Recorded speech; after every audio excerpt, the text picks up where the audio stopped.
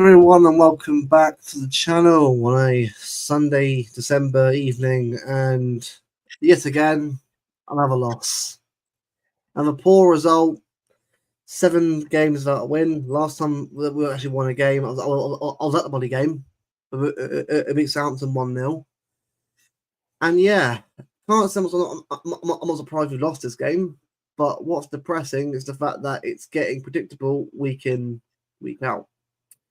Now, we've got better MMA today. Obviously, he's not feeling well himself at the moment, so he'll be here for a little bit when he can. I'll get, the last thing I want to do is constantly go on for about an hour and two, but it being ill, I'm trying after a City result, mate. But big up to you for obviously coming on still. How you doing, mate? Yeah, can't say it wasn't expected. Pretty much expected the result. I'm pretty sure I even said 2-0 in our chat on Thursday. The first half was absolutely diabolical. One second, my dryer's just gone off. The fires are. I'll carry on for a bit while you. Carry on for a bit. It was diabolical. The first half was absolutely disgraceful. I mean, their first goal was so easy for them to do. No one defended the back post. Like the way Gakpo was able to just get in the back post and get that goal. I mean, look, to me personally, right, I think we'll be a lot better with Diaz back in this team, but not Kyle Walker in this team. Walker has to get out of this team. If we're going to settle defense, it needs to be someone else other than Kyle Walker. I thought it was a really strange decision again to not start Kevin De Bruyne. I know he's obviously fit enough to play some minutes, and to be honest, I kind of feel like he was needed more than any other game today. He was. Yeah. For me, that first half was absolutely diabolical. Like I said, that first half, it could have quite easily been 2 or 3-0 to them. We didn't have a shot on their goal until the 39th minute. Mate, it was horrendous. Now, we call ourselves the reigning champions. We need to start acting like it, man. Because the way that we're playing, it's like we've never held a trophy in our lives. Mate, honestly, this team is a shadow of itself. We come out in the second half and we look a little bit brighter. I actually messaged you, didn't I, about sort of halfway through the first half and said, if we can hang on to 1-0 at half time, I kind of feel like we'll come out stronger in the second half and might even get something from it. And not too bad. We come out in the second half and we looked okay. We looked better than we have been looking. But unfortunately, it was too little too late. And then I watched it back, and the commentator at the time said that it was a poor mistake from Diaz, but this is for the second goal. But I actually don't believe it was a Diaz error. It was a Walker mistake. Yeah, I watched it back just now. Diaz played a lovely little back heel to Walker to get him out of the trouble. And then Walker's heavy touch just gave it straight to Luis Diaz. Now, that's a Walker error, not a Diaz error. And then, unfortunately, Ortega did what he thought was the best thing to do and spread himself wide. And the way that football is now, he was always going over in the box. Always. The thing, Ortega had no chance there.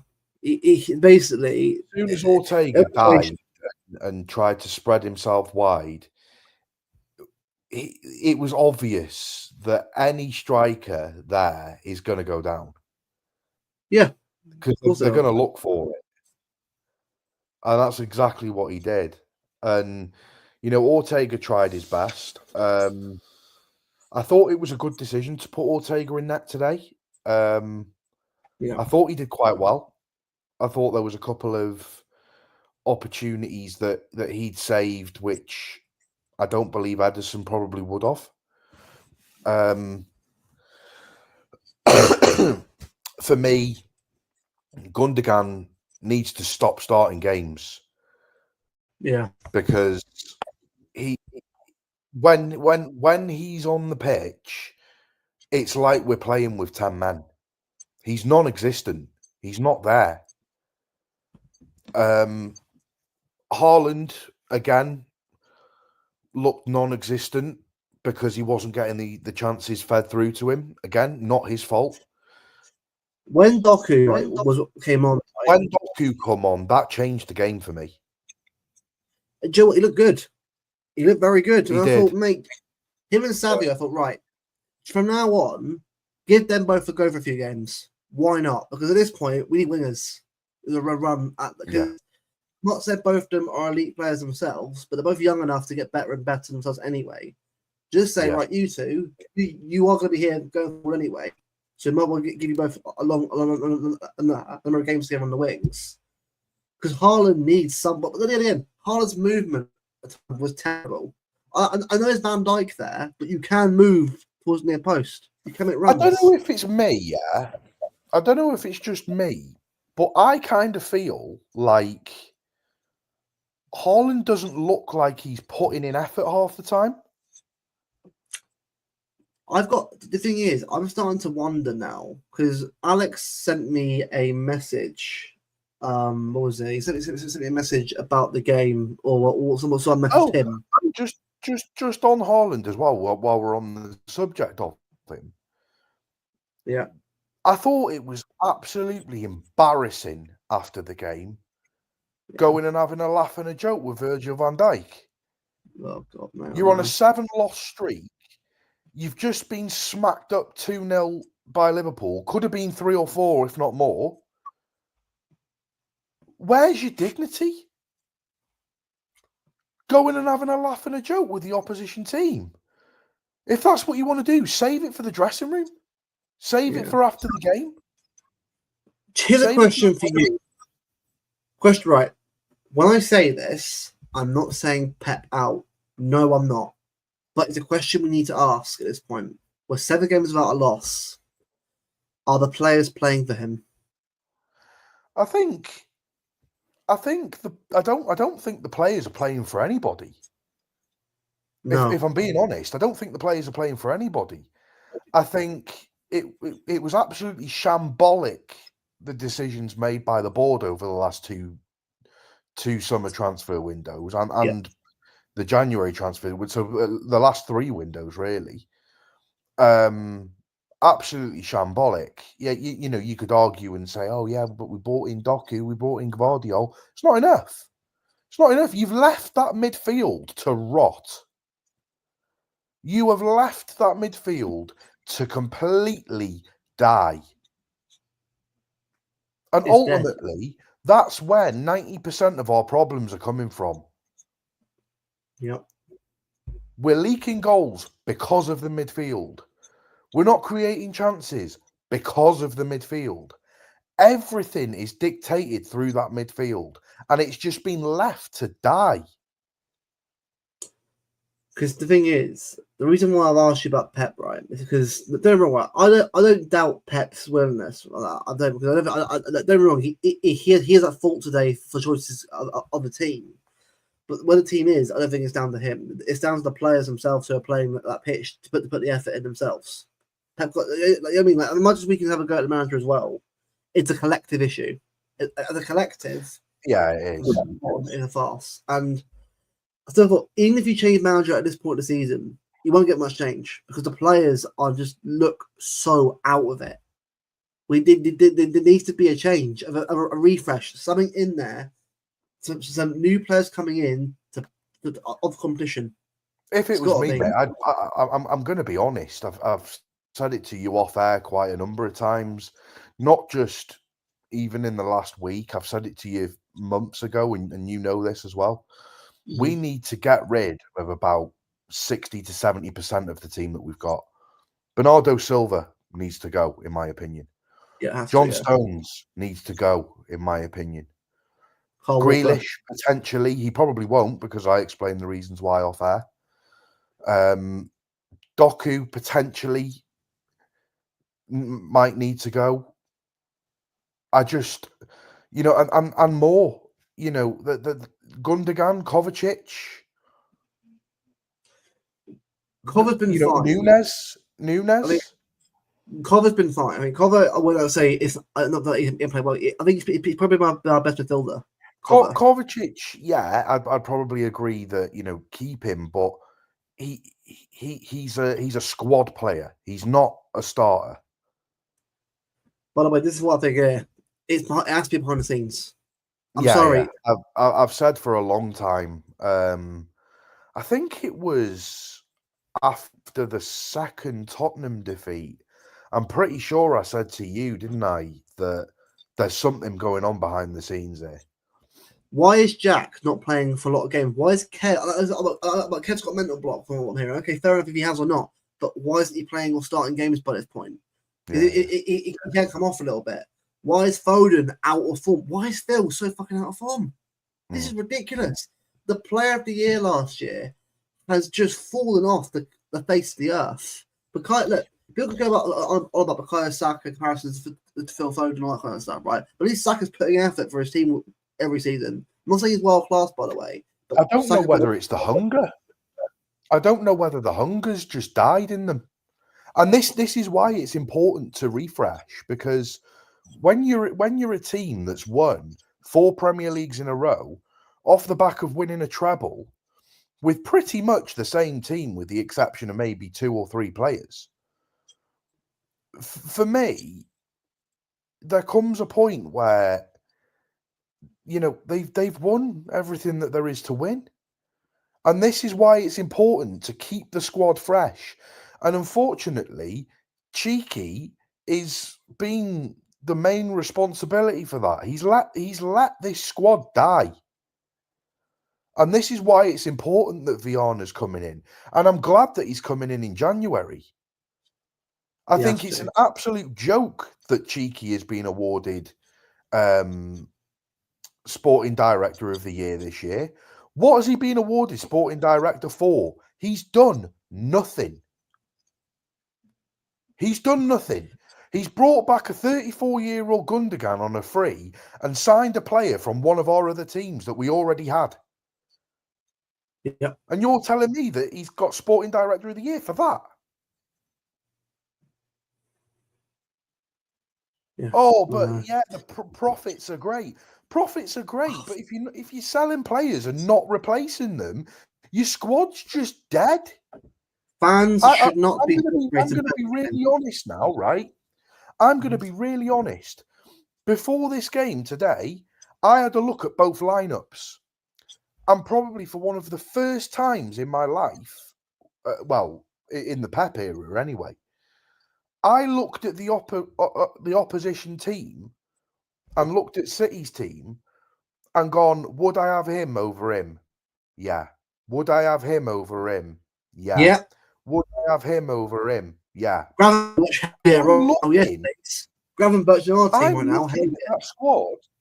I'm looking at that squad and I'm like, I would have probably most of the players that started in Liverpool's team today over the players that we had. Yeah, Carol stuff. For you as well, especially being in America as well. I mean, even for you, it's like, we're waking up watching the game, isn't it? Right. I'll go through a team, right, mate? And so keepers, keepers, I like Gallagher, but keepers are fine. I mean, that's not Ortega. Yeah. Right. Walker or Trent? Give me Trent right now. Trent. Walker. Get out of here, Walker. Get out. Finished. Yeah, Trent. Diaz or Gomez? Diaz. I'm fine with Diaz. Look, was he bad today? No. Was he great? No. It wasn't his fault, though. He was come back into the team to Messi. Give it time. Yeah. Akanji or Van Dijk. Van Dijk. I'm thinking Van Dijk. Ake Robertson. Ake. Robertson's finished. Yeah, Ake, definitely for the now. Go back maybe 5-6 Yeah. years ago, I'd have probably said Roberts. Yeah, I agree. Gundogan or McAllister? McAllister. 100%. He's the perfect player to replace Gundogan. The perfect replacement for Gundogan as well. I was asking for him for years for Liverpool got him. And we just thought, no, it ain't worth it. Just this club, man. Bernardo Silva or Gravenberch? Gravenberch. Now, yeah. Based on 3 current years form, ago. Gravenberch. Yeah, 2 or 3 years ago. Bernardo 3 seasons ago, 4 seasons ago, 3 seasons and onwards, Bernardo. Bernardo's last year, trash. Bernardo this year, trash. Yeah. So based on current form, Gravenberch. Yeah. Gakpo or Nunes? Gakpo. Yeah. I was a Gakpo's an elite player, but he's a good player. He's a good squad player. No, but the thing is, he gets goals when it matters for them. Right. Szoboszlai or Foden? That's a hard one now because both. Foden. Yeah. So I'm good. Me, apart from your goal here and there, pretty Not average. right now because I think Foden's trash this year, but Foden. Yeah. I can't believe this. He put Rico Lewis at right wing. Lewis at right wing.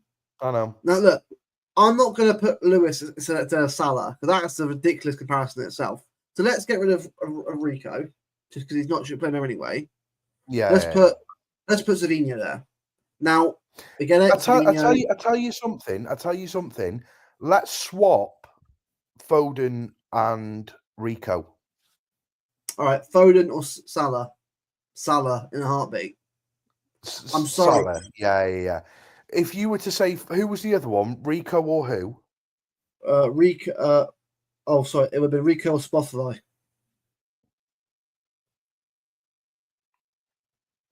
Spotify's a weird one. Because Rico's not a bad player, by the way. He's not. Is he a great player? No, but he's young. He shouldn't play as many games anyway. I'm gonna say Szoboszlai, but it's a very close call. Yeah, with Rico, right? He's played way too many games. Way too many games. Yeah. Has he been terrible this season? No, he hasn't been. He started off really well this season. The problem is the squad and the table plan of the squad is forced to play every game. He's knackered. You can tell he's 20 years old. This is unacceptable from City to put him in that position. And then Haaland up front, Haaland. That's not the issue for me. Haaland's not the issue at all. Definitely keeping Haaland. Yeah, but that team is shit. That is a shocking team. Look at everything. What the hell is that?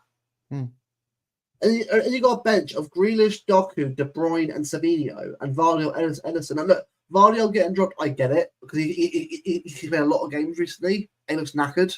I can't look. Vardy's overall probably games actually been pretty good this season.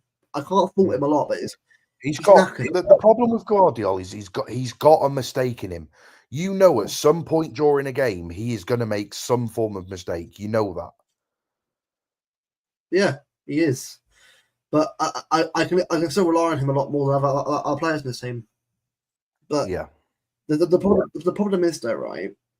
Jack's benched again. Now, was Jack good against final? Not really, but would I play him today? Yes, I would have done. I'm going to be honest though with you, right? Jack's a bit of a weird one because I'm just going to stop my cam while I grab a drink, but I'm still going to talk. Yeah, that's cool. Jack for me is a bit of a weird one because the guy hasn't got a single goal in the calendar year. He's not got a single goal in a calendar year.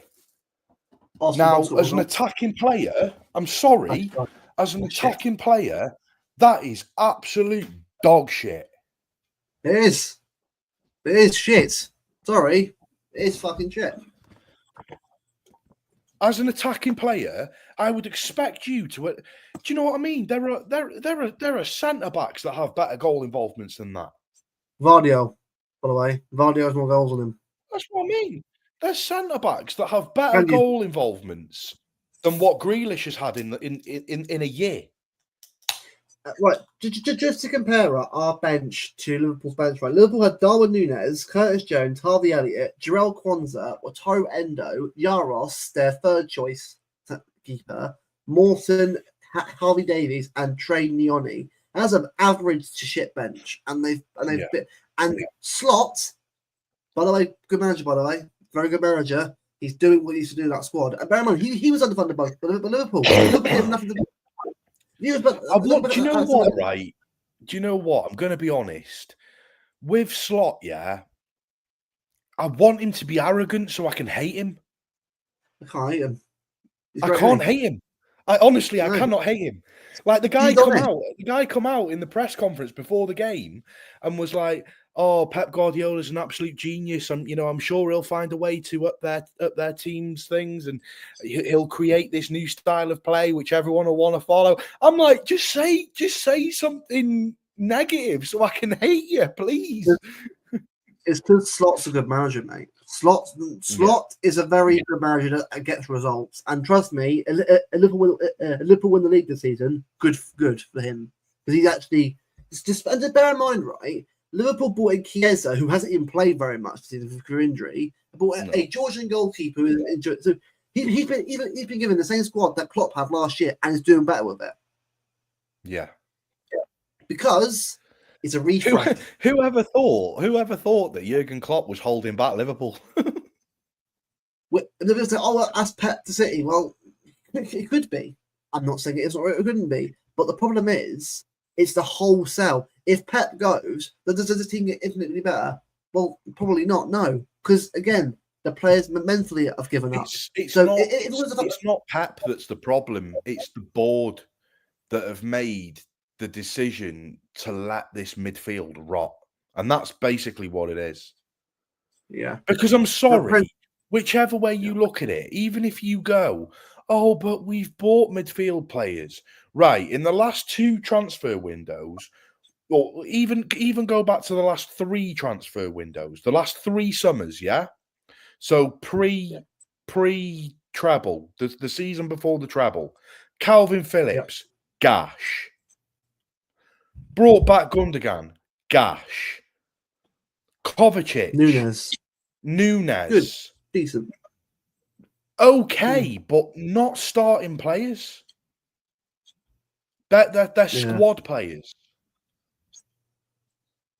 and you're telling me that's acceptable. The thing is, Prince, this isn't injuries anymore, mate. It's not. If it was injuries, then we know about it. The problem is, this is beyond injuries now. This is a team that's mentally lost its way. Its mojo's gone. Can you tell me, Bevo, mate, the style of play of this team? What style of play? It's still very possession based. It's still sort of, but I wouldn't say it was positive possession based now, because we haven't got the midfielders to be the creative vices that we need. You know, when like last season, Kevin De Bruyne was out for 6 months. We were very, very fortunate that Phil Foden stepped up to the mark and did what he needed to do. When Phil Foden's not on it and Kevin De Bruyne is still sat on the bench, your team offers nothing. So rather than playing the attacking style of play from possession that we like to play and to create the little triangles to make the passing movements, we're not doing that because we haven't got the creative players to move into those positions and take the ball on the half turn and make that pass through to Haaland. We haven't got it. But a question though, mate. Why is Rico Lewis starting at right wing when you could put Foden there, Núñez on the right there, I think Grealish on the left wing? I'd be putting Núñez. I'm going to be honest with you, yeah. It feels to me very much like players are being forced into the team to give them game time. Like Gundogan. Gundogan is gash every game that he plays. Why is he still playing? Let's be honest here. Since Gundogan joined back, I know you can say, "Oh, it's this, that, and the other." You know, give him time. We're in December. We're 4 months into the season now. You can't be giving people time. You either fix up or F off, basically, in the nicest way possible. It's December and like it's past the whole. Oh, it means nothing yet. It means fuck. It means everything now, mate. Like the performances need to happen. Like results. We haven't had a result in over a month. No. This is the worst ever run we've had. I think it's like 2006. Let me just put something to you here now, right? And this is where it really, really hits home. Today was the first time that we have gone into a game as the underdog since April 2017. Wow. Today is the first game that we have gone into where we aren't expected to win since April 2017. Love that for you.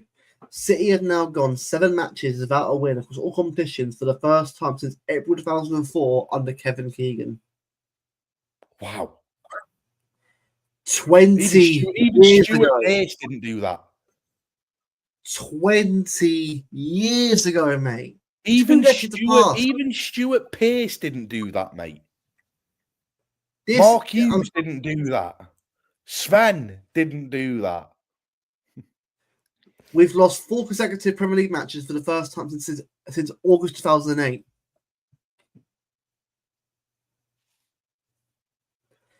Wow. And the thing is, it was even mad, right?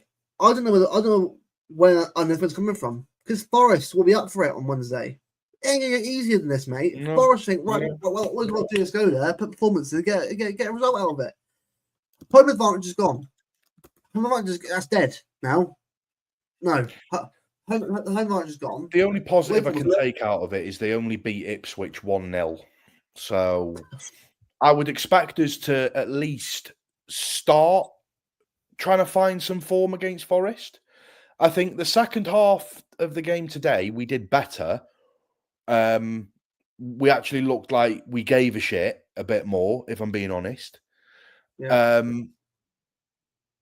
But it's not what we're seeing. It's not enough. You know, when people can say, "Oh, but you know, we're not going to win the Premier League every year," blah blah blah blah blah. I fully accept that. I fully accept that. Absolutely no problem. But at the same time, we are still champions. So act like we're champions. And bear in mind, right, we become the first defending Premier League champions to lose 4 consecutive matches in the competition. Wow. Mate, I'm going to say this now, right? It's going to get worse. Yeah.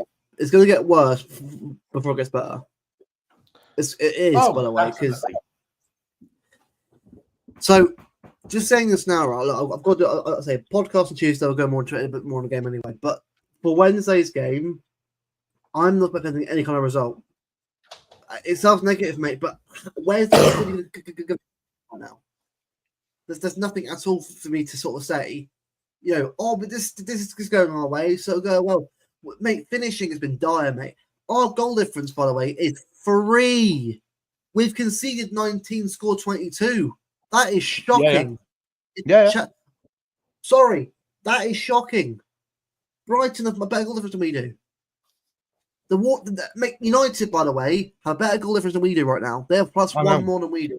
I know. So wake up and smell the coffee.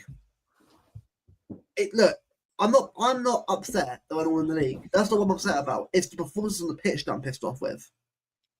I can take losing games, but not like this. And the problem is, as fans, we're getting no answer at all. No answer at all what's going on. Behind the scenes is a mess. Also, I've noticed as well, right? Have you checked, was it City's behind the scenes thing? It hasn't been on there for weeks. I wonder why.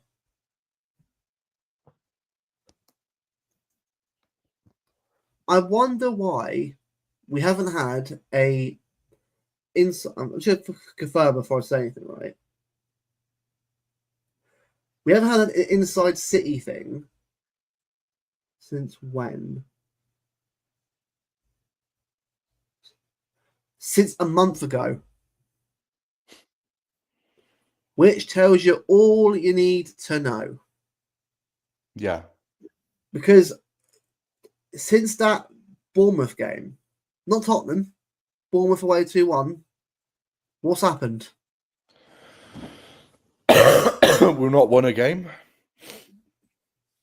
Well, mate, what's that, mate? Big up, Brian, mate. It's good seeing the team, mate. Yeah, mate, honestly, yeah, there must be a reason why they haven't had anything from them. Because bear in mind, since then, we had inside cities every week, and now all of a sudden it's just stopped. So anyone thinking, oh, it's just coincidence? Come on, there must be a reason what's going on. Probably because Pep's giving them an absolute drilling after every single game. Because you have to, because these players are not responding. Maybe as well, right? Change the style of play up a little bit because it's so boring, so generic. Use your pace on the wings. Like, look, stop trying to come up the perfect goal. If you have to get a shot off, have a shot off. It's just the same shit every week. Definitely. Yes, 100% I would. I'd start Jack over him right now. Jack over him right now, thrown on the bench. To be honest, I'm past the point now of caring about the name. If you're not performing, you're not playing. Yeah, facts. I'd rather play an academy player. Nico O'Reilly, McAtee, someone get on there. No, not even an academy player that's come up to the first team. I would be bringing the academy players into the team to replace them. Oh, by the way, right, read that. Ryan said.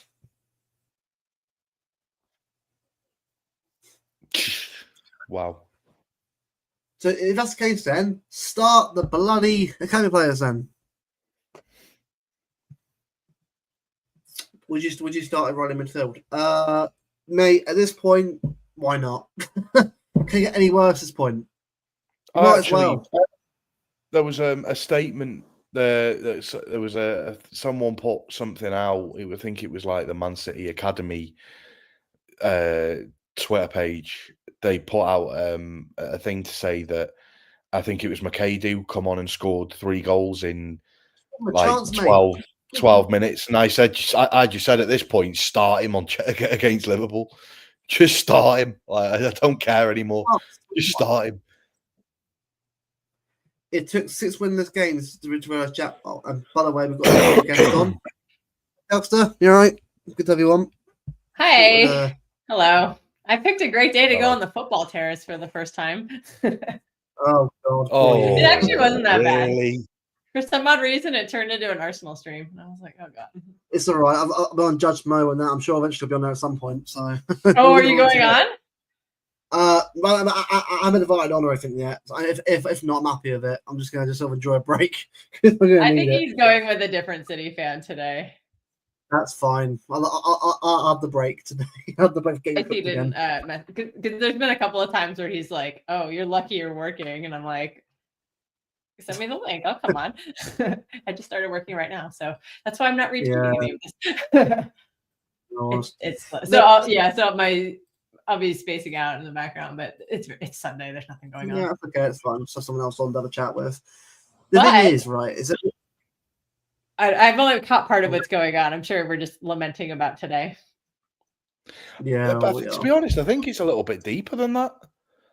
I think what we've kind of spoke about, I think the expectation was that we were never really ever going to win today anyway. No, it's kind of more about the behavior of the board in letting this midfield rot. This midfield is complete shit. Yeah, and it's the base of everything. Like, it's literally the base of everything. It's the reason we're conceding all these goals. It's the reason we're not creating anything down the other end. Oh, gosh, it's literally 90% of the problems. So bad. Also, we spent almost 100 million combined on Nunes and Phillips, and then we're crying that we can't spend 100 million on Bruno G, who probably would have made a difference. I know. I know. Like, what are we doing? Like, what is the point of Nunes? He's so let's be he's real. so awful today. Let's be real. Like, even when these players, Phillips and Nunes, were at their former clubs, they were never expected to be like first team players. Like, they were brought in as squad players. Yeah, and they're Like, forced to play. so and so for me, it's like we've just completely wasted money on squad players when really we need to actually be buying players that should be starting now. Yeah, We've had those good players that have been 13 players for ages now, haven't we? The last 2 summers brought no one in. Yeah, there's not been with the exception of maybe Haaland and Gvardiol over the last the last 3 summer transfer windows. Like, the rest of the players that have been brought in have been brought in as squad players. Like, they were never expected to start, really. You know, with the exception of, Gvardiol and Haaland. So, like, we need to stop buying squad players and buy players that are good enough to play. Yeah, but don't we think Doku and Savio might be good enough at some point? Like, Yeah, I but think the intention was for them to be starters, right? Eventually. I think the intention was to bring them in because they're still very, very young. So, like, I don't think the expectation was to bring them in as starting players. It was more like bring them in as squad players and develop them, and then eventually they'll end up as starters. But, like, we brought Doku in at 20, Savio in at 21. So, like, still 20? I thought he was still 20. Pardon? Isn't Savio still 20? Yeah, he's 20 years old. Yeah. Okay, I didn't know if he had turned 21 yet. Maybe I got it the wrong way around. Yeah, I think Doku in at 21. Yeah. But it's just not good enough. Like, how on earth Cheeky has got Sporting Director of the Year is absolutely blown my mind. Like, the thing is, he started Nunes and Rico Lewis at Anfield. Like, you had 3 wingers in Jack Grealish, Savio, and Doku on the bench, right? And you start Nunes and Rico Lewis on the wings. Oh God, Rico, poor Rico. It's hard to watch him now. He's too little to play in the midfield at this level. He's played too many games. He's not ready for this yet. Bullied. Again, is he a bad player? Giving the ball away too much too. That is pissing me off. Yeah, he is. But again, he's someone out there who's more seasoned than him, more experienced than him out there to actually deal with that. Rico's a bit of a tricky one because he's not a right back. He's too little to play in midfield. Where do you really play him? I don't know. That's the thing. I think the best option you've got for Rico is maybe like a backup 10. Like, if I'm being honest. But I mean, he can't shoot for shit either, so that was the only shot the shot Rico had. That was the only shot I remember us having outside of the De Bruyne off the mistake. I'm pretty sure it was the only shot we had in the game. We had everyone's giving Haaland a bunch of you know what, and I'm just like, he got nothing today. Although he was being very lazy. Okay, Haaland's runs. Haaland was very lazy. He should have. He wasn't jumping. He was barely running. Like, I was like, bro, you got to do more. Helpster, I want to ask your opinion on something because, to be honest, it really peed me off. What did you feel about, like, at the end of the game when you saw Haaland laughing and joking with Van Dijk? His head is gone if he's doing that. He's probably just trying to play it off and chill. And I'm like, no, you need to be mad. You need to be punching a wall. I understand that you have friendships outside of football and things, and he's probably friends with him or whatever. I don't really care. But for me, like, your team has just lost 7 games in a row, and you're out there smiling and joking on the pitch. It's not a good look. When you played, you barely ran. Like, there was some potential for that today. I woke up and saw that lineup, and I was just like, what? It was kind of annoying because I wanted Ortega in there for the shot stopping, but then the more I thought about it, I was like, well, our midfield is such garbage. What if we just what if we had Ederson pinging some long balls to Haaland? But I guess what's the point? He's not going to run. I'd be He's been playing. doing I'd this be a lot playing lately Edison too. He's over been super Gundogan this lazy. season, I tell you. Oh yeah, put Eddie midfield. You might. Also, at this point, I want to see Eddie midfield. Dude. Yeah, that is what's missing this season is nobody from the midfield can pass the ball forward.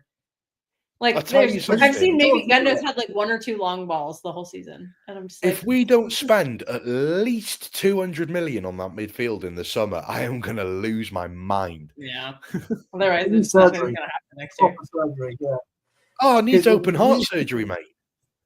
That midfield is yeah. That's what I keep saying. I keep saying everything starts and ends with that midfield, and that midfield is just championship, not even championship level midfield right now. It's so bad. And I feel really bad for Gundogan because he was not brought in to start every game. But, Wasn't. and I know he's trying his best, but he just has no legs. It's like he just keeps starting though, and because there's no other options. Well, this is what I was saying to you before Calkster started. Come on, Luke. Was that for me? It feels like people are being forced into the team so they get minutes. Like Gundogan shouldn't be playing. Like I would be playing Rico Lewis instead of Gundogan before I'd be playing Gundogan. Like I would be playing Jack Grealish instead of Gundogan. Like I'd be playing Nunes there instead of Gundogan.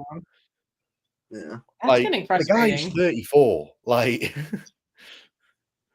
yeah, pardon, mate. Well, right. the fact that Pep mentioned Jack in the midfield, I'm like, oh, can we please try that? It can't be worse than what we've got. I'm willing to try anything at this out of that point. midfield for a while. Play Rico Lewis as a 9. I don't really care anymore. Oh, jeez. False 9, Rico? Yes, we will be there. I'm past the point of caring now. Yeah, hold on, mate. So, welcome to the show, mate. Hope you're doing well. Well, it's about the result. Your thoughts then, mate, on the game? To be honest with you, as soon as I saw it coming, basically based on the lineup, I did say at one point, I think I said it on Tony's show that we're probably going to get slapped 6-7-0. But when I saw Diaz in the lineup, my expectations were quite a little bit more higher than the goal scorer. But I think after watching the whole match from minute 1 to minute 90, I just felt like final third was very, very poor. And I think I think I've said it many times. I think listen, if you want more evidence of why Walker's finished at this level, you've already seen it with the first goal already. And also, if you want more, and if you want more evidence why Diaz should be captain, check out his post-match interviews, and that will tell you everything you need to know about him. Huang, do you think that that Walker was at fault for the second goal as well? I would like to think so as well, because I think he sucked Diaz and Ortega Moreno into a very bad position. That got obviously that mean Moreno. And it was Ortega Moreno. You went full Ederson on that. Yeah. The Diaz back heel. That Diaz back heel. I was listening to the commentary on it, and they said, "Oh, that's a poor decision from Diaz. Oh, it's a poor ball." And it's like you look back on it; it was actually a really nice little back heel to Walker, for Walker to take a touch, play it back to Ortega or something. But the touch was too heavy, and it then fell to Luis Diaz. And it's like Walker was at fault for the first goal. He was at fault for the second goal. Just get him off. That's why I wanted to go back to bed when I saw that lineup. I was like, Kyle Walker, okay. Yeah, I think go back to bed. It was only 4 o'clock here, and I wanted to go to bed. I was. Like 7. It just gets to a point. It just got to a point where the quote from The Dark Knight.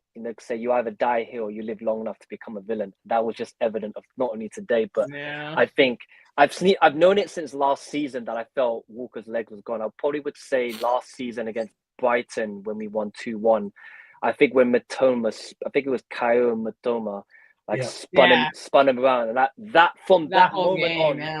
that moment on, I was like, yeah, he's done at this level. And I think I got pelted along for that, and it was like plastering over the wounds. But I'm not buying that, because I think it's just been evident from there. So of course, it's obvious, not only a defensive midfielder to cover Rodrigo is obviously an imperative importance, but it's also the right back position as well to make it more solid as ever as well. I would say as well. But do you know what? And also, I thought Doku did very, very well when he came on as well. Yeah. I wouldn't really blame Doku on a personal level. I just felt this is not criticism. It is criticism towards Haaland, but I feel like, okay, if you can't out muscle, but you have to be. You know what? How Aguero does? Like, okay, Aguero's like, yes, he's strong and quick at the time, but you can't underestimate how clever he was of not only out muscle defenders, but also out thinking defenders as well. And I don't think Haaland was like too static at times with the move, because I think I thought Doku was going to get an assist, and all Haaland was just like maybe take a slight touch or a movement, and then you're in on goal. That's what Aguero is. Now I'm not trying to compare them to, but it's just like movement wise, I felt Haaland wasn't really there, if I'm correct, and that's why I think like, okay, if you can't out muscle or try to outthink your defenders, that's how you're going to get the better of them, like going forward anyway. And laughing and joking at the end of the game. Like, laughing and joking with Virgil van Dijk at the end of the game. Like, what are you doing? Like, I understand that they're probably your friends, but save it for the tunnel. Like, you're out there on the pitch in front of the fans, 3,000 fans that have come to watch you play football today. And you're out there having a laugh and a joke with the opposition team. Like... Well, I've noticed Haaland, if he's not getting any service in a game, he just kind of stops. He stops caring. Oh, he acts like and I don't know, but he's not going to get yanked because there is no backup striker. Like, there's nobody pushing him. Problem. Like, there's no Alvarez anymore, because Pep could have last season. Pep could have just been like, "Oh, yeah," because we decided to sell him and not replace him like we do with most of our players. I think like going back to Julian Alvarez, I felt it was the right decision to sell him because of the fact that his heart didn't want to be there anymore. But I think it was the wrong decision to replace. I had an argument with another City fan, and I kept telling him, listen, like, it was the right decision to sell Alvarez, all right? Just the wrong decision to replace him. And they kept saying, oh, we should have kept him.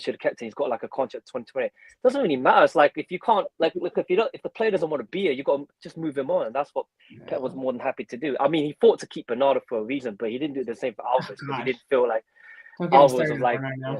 Yeah, Bernardo Silva, unfortunately was... God, that guy looks... Yeah. The last good game I remember him having was that Champions League final. LB said it best. LB said it best. It's like having a 4 or 5 year old car that's got like 500,000 miles on the clock, and it's so true because it's like, you know, you look at Bernardo Silva and you say, okay, well, you know, he's 30, he's getting on, but he's still, you know, around the prime years. But when you spam him out as much as you do year after year after year, like he looks like he's about 34. Yeah. He's done. Yeah. I keep trying to explain that to a friend of mine. My friend is like, you guys have the best squad in the league, blah, blah, blah. And I'm like, have you watched a City game this season? Have you seen that Bernardo has literally nothing? He's like, what are you talking about? He's only 29, blah, blah, blah. I'm like, just admit you don't watch the team. It's fine. Like, I'm like, the guy ran out of gas. I was like, this literally happened to Fabinho on your own team, and you can't seem to like accept that it's happening to one of our players. I'm just like, brother, I can't talk anymore. Wow. There's this massive misconception that we've got like this amazing squad. Like, we really don't. No. Oh no, it's tragic. I agree. It's it's quite tough to watch at times as well. But I mean, I've seen a lot worse. I mean, if you want the worst moment I've ever seen, I probably had to stomach Stuart Pearce's 06-07 when I was like a 19-year-old kid at the time. So I had to stomach that. So I can think if I can stomach that, and if I can stomach the 8-1 loss at Middlesbrough at the end of 07-08, I think I can stomach this 6-winless game run. So I've seen worse, but this is nothing to me. So I'm just looking forward to Forest on Wednesday, and I hope Pep makes the changes. And I think, like, you know, I kept saying many times, I think I said it to you, Luke, as well, when it's time to be phased out on the team on a permanent basis, it's time to be phased out on the team on a permanent basis. And it has to start, it's going to have to start on Wednesday right now against Forest. And I think, like, Pep just said to Walker, listen, You're done. Listen, love you pretty much listen. Finished. Yeah. Appreciate what you've done for me, but listen, tiny bit. I do agree with Foden. I think Foden needs to be taken out of the fire, out of the firing lines. Though he's Man. been, I don't know what's drop going on. off. He's I think- horrible this season. Yeah. Not one Premier League goal this season. All his goals have been in the UEFA Champions League, which is The thing like is, I can't even like argue with rivals now and go at him. Like the thing is, like, well, yeah, at the moment he is. He's proving everyone right because he's not jumping back. Like, people say, oh, he was ill. Okay, fair enough, but it's been 2 months since that's happened, and he's still along. Like, this is more than just that. Then there's something going on with it. If he is ill, he needs to go get healthy. He needs to step away from the team, stop practicing, stop anything. Like no training, no matches. Like go get healthy. There's something going on with the entire club. The entire club. I think there's a lot that we're not being told, if I'm being honest. Probably because I think for me to go from where we've been to where we are now as quickly as what has happened. You know, people say, oh, it's just a Rodri problem. It's because you haven't got Rodri. Nah, it's deeper than that. It's way deeper than that, yeah. For me, if you look at it, right, if we have Rodri in that team against Spurs, we probably don't lose 4-0, but we'll probably lose 2. Yeah. If we don't have Rodri in that team for, Sporting Lisbon when we lost, what was it, 4-0, 4-1? 4-1. 4-1. Okay, we might lose 2-1 or 1-1. We might not give up those friends, but yeah, I know. I see your point. I said before, I think, last season, these issues were there last season, but the problem is Rodri and Foden bailed us out enough times.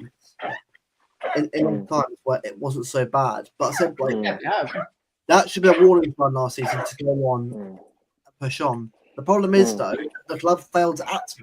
They failed to prepare. As soon as it came, I thought we're screwed. There's one injury, Rodri, and it's happened. Like, look, obviously, I said like, hopefully, it doesn't happen and get it sorted out. You can't help it seeing what you're seeing and thinking the club needs to act in because the longer you just leave the squad to rot. Yeah, and don't forget, hindsight is such a wonderful thing because if you told Pep at the end of the window that not only you lose Bob to an injury, you lose Rodri to injury, you have Foden, and not only that, you have Foden have a big, huge drop off. Not went from Premier League Player of the Season, PFA Player of the Year, to like pretty much, and you're going to lose De Bruyne because his old wet paper towel hamstrings acting up again. Yeah. Like Pep will be like, no, I can't do this. Like I've got to make a change and all that. But yeah, I mean, yeah, the injuries are not a help out, but I'm not using that as an excuse. It's just like it's an alarming point. I mean, to be fair, like to defend Pep, it's like I think I said it on. I heard it on Sam Lee's Let Me Talk podcast. He even said that Tiki suggested to Pep, hey, listen, what do you think of Kyogo from Celtic? And then Pep said, no, Bob can cover, Foden cover. But little did Pep know he lost Bob to injury and Foden's had a complete drop off form. I think the problem is, right, us as fans, it feels like we're the only people that have been able to see this coming for a long time. Ever since sort of the year that we won the treble, KDB's been injury prone since then. Rodri's been way overplayed, so I know you can never predict an ACL, but I was like, something was going to happen to him. Yeah, but then then you've got the problem is you say, oh yeah, Foden can cover, he can cover whatever. The problem is bar Kevin De Bruyne, Phil Foden's our only other creative outlet. Like we have no other creativity. He is not that creative of a player.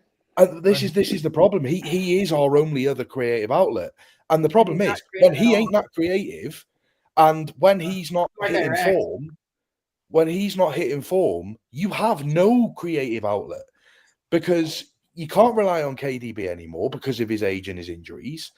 And, if KDB was 24, 25 and he had this hamstring injury, he'd come back and be able to recover quite quickly from it. The problem is when you get an injury like what he has had at the age that he has had, you never fully recover from that. And even if you do manage to fully recover from it, your body takes longer to recover because of your age. So effectively, you're never going to get a full season out of KDB anymore. No. Sadly, yeah. You're going to have to rely on Phil Foden to be your only creative outlet. So, like, we've been spamming Rodri out for game after game after game, 60 games a season, every season for the last 3-4 years minimum. I predicted if Rodri hadn't gotten injured this season, I said his career would have been done by the age of 30 because he would have run out of. He just would have completely collapsed from exhaustion. And the club. So the irony is this injury might prolong his career, but and this is what I was saying. Horrible. This is what I was saying about the whole Bernardo Silva thing. When Rodri gets to 30, 31, he's probably going to look about 34, 35. Well, this year off is going to help that.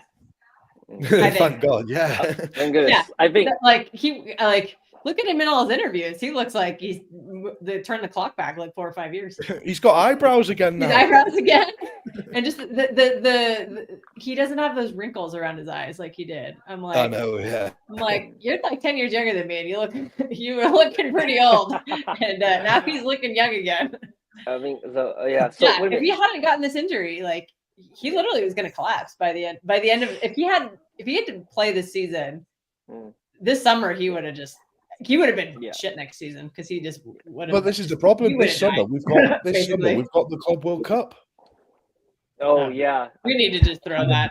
So next season he'd be even more run down. Yeah. I have a feeling though Pep is not gonna. I think we're exiting in the group stage. Let's put it that way. And I think nobody in the fan base is gonna care. Yeah, I mean January can't come soon enough, don't you think, guys? I don't think we're gonna sign anybody though, or anybody impactful. I think we definitely get a backup CDM. I think that is almost a given. But who's selling that person in January? Why would Atalanta sell Ederson in January? When he's like one of their best players and they're in the Champions League, they're contending for Serie A. Why would they sell him?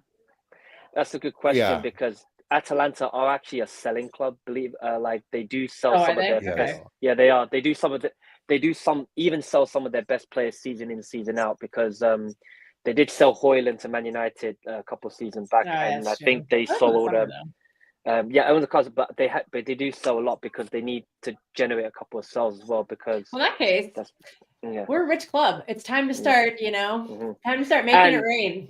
Zubimendi is saving 5 million quid. It's time to spend some money. Yeah, Zubimendi's got. I'm gonna throw a name out there. Yeah, I'm gonna throw a name out there, and it's a name that I've heard from people that I know.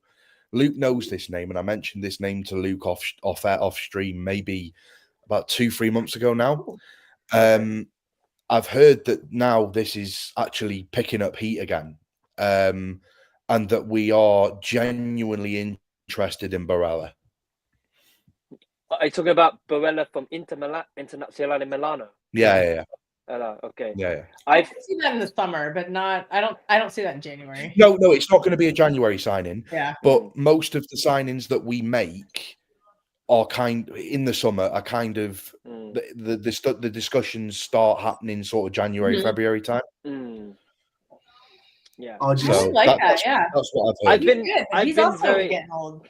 He's also like 27, 28. So he'll be 28 he is, year. But it's better than what we have.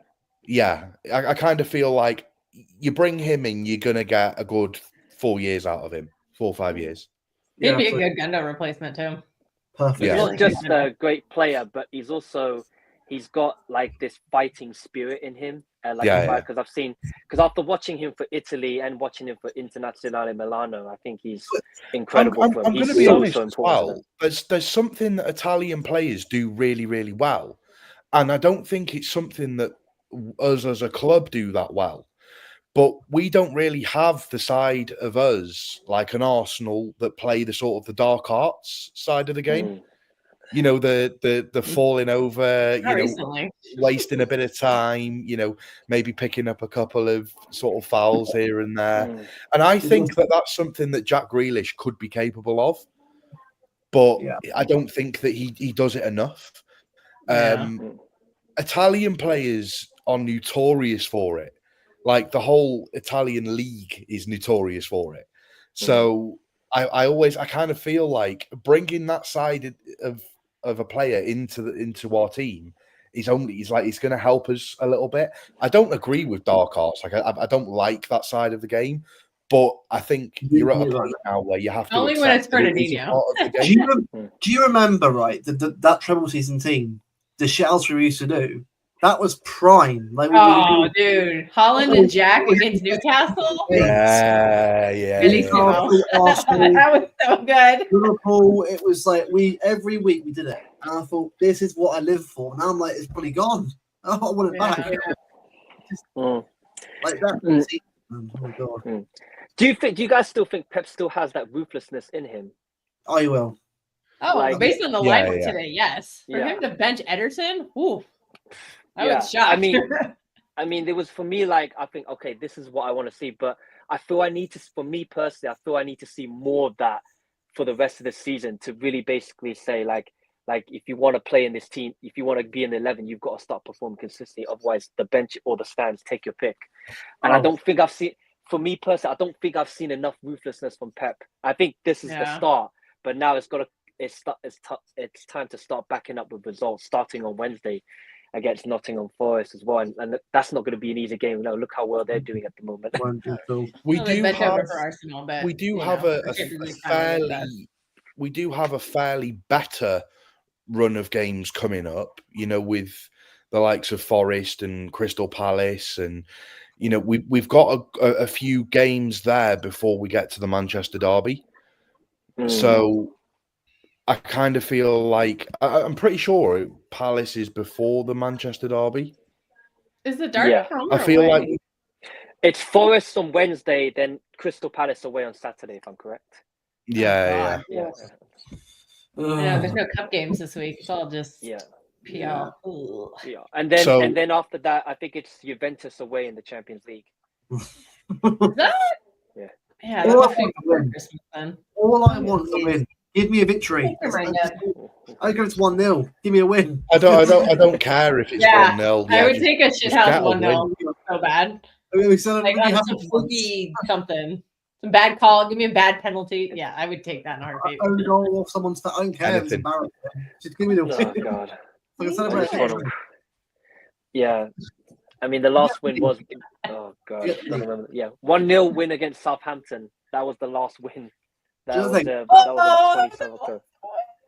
That was on October 28th, if I'm correct. That was the last one. Question for Panel. KDB ain't good either. Haaland. Bet, safe bet. Even that. Goals at home. Depends really. I mean, with the way Foden's going at the moment, I don't bother with Foden because KDB, stinky. I'd probably say Haaland. You can't keep him in. I mean, he does have a good record against Forest as well, but Foden, like, he's just a little bit off the ball, unfortunately. Do you remember right? First Forest game was at home when we won 6-0, and Foden's delivery to Haaland for that first goal. I'm thinking, where's that creativity gone in this team? Like, even Foden, like, I know he probably first scored goals and created them, but he can do it so easily if he looks up and knows what Haaland is. If we just started prioritising getting the ball into him and even making those runs, well, we're better chance of scoring the goals. Like Doku past Trent. If Haaland's making that run to the near post, he has every chance of getting in there and getting a goal. But he just stands there. Like, that's what I was explaining earlier. The lack of movement from Haaland just wasn't there, and I don't think he was like. You have to outthink your defender. If you can't, like I said, if you can't outmuscle him, you have to outthink him. That's the only way to get. That's how, like I said, that's what Kun Aguero used to do as well. Because he can outmuscle him, but he can outmuscle him. He needs to do it. Like, if he wants chances into him, then run towards the ball. Off his spot for a chance. Yeah. If Gyökeres has got a release clause, we buy him in January, give Haaland a bit of competition, and he might actually start getting goals again. Yeah, I think. I like that. Yeah. That's the thing. Is like, oh my goodness, I'm not really I love to. I don't see the point of. Well, I don't see Gyökeres would want to leave Sporting Club de Portugal to become a supporting act here at City. If I'm going to be honest with you, Bevo. The thing is, Yeah. I don't see it being a supporting act. I think you look at Alvarez, right? Alvarez, he was kind of shoehorned into the team a little bit, but I kind of feel like he will still get a lot of games. I think if Gyökeres did come in, he'd still be getting 30 games a season minimum. He'd play. Although Although striker formation, because the other side of it as well is you have the option, if you've got Haaland, that's say Haaland plays Brentford or whatever and doesn't get any goals, and then plays Southampton and doesn't get any goals, it's like, right, okay, you're off. We'll bring someone else in that can actually score. And we've got to go back to this ruthlessness of if you can't do it, then I'll bring on someone that can. Yeah. I think that's the thing, because Haaland is at the moment the only forward in the squad at this very moment of time. I'm sure there's someone out there. There's someone out there that's willing. Yeah, you could say from you, Bevo, but someone willing to like chip in with the goals as well. But I'm pretty sure there's someone out there that's willing to take that opportunity as well. Like I mentioned earlier with Kyogo, but even Pep had to shut it off because he felt he got enough cover in Bob and Foden, and unfortunately. Look how that turned out. Pep needs to swallow his pride sometimes and just accept that we need a bigger squad. Yeah, I agree. Also, I saw a very sobering post on Twitter. Someone posted our lineup and said, I didn't realize that Haaland was the only person in this entire lineup that has scored this season. I was like, oh God. Yeah, it's very alarming. Very alarming. With the not known, it's so alarming that if he's the only one that's got all the Premier League goals in that lineup, then I have no idea what's going on with the rest. So I genuinely don't know what's right going now. on. Nobody's scoring. No one's scoring. The last Premier League goal score was Haaland. That was the 2-1 defeat to Brighton. That was the last Premier League goal scored. So reliant on him now. And remember we used to share the goals on the entire team. Yeah. And the thing is, you'd have like 5 or 6 double-digit scorers. The team's we sold Mahrez, we sold Alvarez. De Bruyne's not scoring anymore. Obviously, Rodri's not scoring right now because he can't. This is the problem. So, not scoring, when you actually look at it, since the year we won the treble, we've sold Laporte. We haven't replaced him with a centre back. You can argue and say, we brought in Gvardiol, but Gvardiol ain't been playing centre back, so therefore it's not a like replacement. Yeah. So we've sold Laporte, didn't replace him. We've sold Mahrez and replaced him with Doku. Doku's output is not as good as Mahrez. It's simple as that. We've sold Alvarez, replaced him with nobody. We bought in Calvin Phillips, who just stank the gaff out and did nothing. So we've still inevitably not replaced him, which is why we're in the position that we're in now. Because again, we didn't buy a decent backup cover for Rodri. We've got rid of Gundogan on a free and then got him back after a season on a free. He's not the same player. Yeah. It's just like it's shocking. I don't know what the board is. We're replacing our goals and assists with players who have less goals than assists. So when you've got Haaland up front and you've got nobody that can, it's too one-dimensional. We're relying on Haaland. It's just too one-dimensional. Because you can almost guarantee that when we had Mahrez would bail you out of the shit a few times in a season. Yeah. Like PSG away. Like Mahrez, as soon as it gets to PSG away and Mahrez has got his gloves on, Mahrez is scoring. He had those gloves on. Yeah. I think and Ramadan Mahrez, you can't forget that. Man, Ramadan epic player right there. It's just this team needs to give a spine. We haven't got that spine anymore. That team that we all know starts in. That's what we need. We need to get back to that level again, where we have to build the spine of players that want to be like Diaz, Rodri when he's fit. Foden, I've got to see a lot more from him before I know. I know he's like a City boy, but At this point, I don't care what you want. Like I if you think if you can't give need it. it Yeah. long term, you've got to get your act together. It's that There's- simple. Yeah, sentiment won't get you too far at the top, and I think I do agree. It's like I think it's time. Like, I think Foden has to be taken out of the firing line and just like getting replaced with someone else that can actually deliver. Start with Foden, even though we don't have much options at this moment in time. So, which is I'm excited for Echeverry coming in. So am yeah, I. he's actually injured at the moment. Oh God. Yeah, I don't know. I think people are getting too excited about him. I don't. yeah, No. yes. I want to see. I want to see some of these academy kids, see if they're any good. Not McAtee. I give up on him. Yeah, good enough. But, I want to see what Jacob Wright can do because we need a DM in a few years. Because even Rodri's not going to last forever.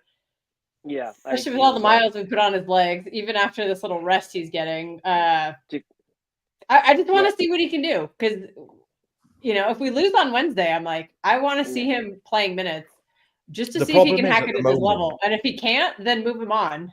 Like we have a great academy. I was on Mo's show earlier this week, and the Chelsea girl brought up such a great point. She was like, "Your team would really needs Cole Palmer right now," and we had him for free. And no KDB. He could have played the 10. He's more creative than Foden is. I agree. He'd be giving more out on the wing than anybody else is. There's also the problem with the why are we developing all these players and selling them?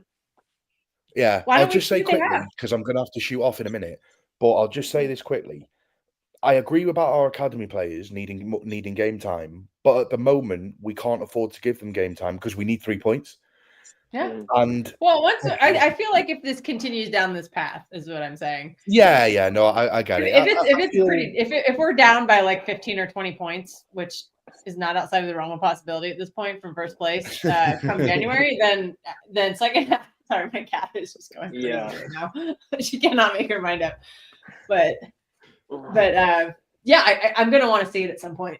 Yeah. Like if we were winning games and the confidence was there in the team, I'd be saying, by all means, chuck Jacob Wright on after 45, 50 minutes. Give him a good half an hour at the end of the game or whatever.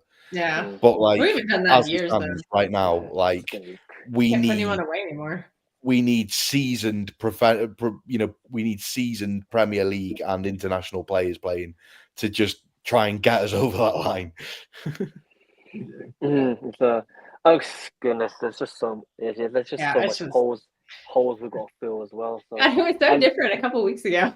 Now it's I'm already looking forward to the January window already. I mean, just like it's just got to happen anyway. Like it's just getting to a point where, like I mean, look, I'm pretty sure that we're going to win games again. It's just a matter of I just don't know when I'd love to know when the next one. Echeverry aside, I still think we get 2 signings in January. Echeverry aside, so I think Echeverry would make it 3. Yeah, I mean him. Well, who's going to leave then? We're getting rid of McAtee. Probably. I don't think anyone leaves. I think what you end up seeing happening is you'll see the likes of because if you actually look at our bench is filled with more academy players than it is. Yeah. Like, because you can actual push them back down to the EDS, yeah. So, like, it's just going to be the case. One of them is going to have to drop out and back into the academy. It is what it is. At the end of the day, we have to be resilient and we have to be ruthless.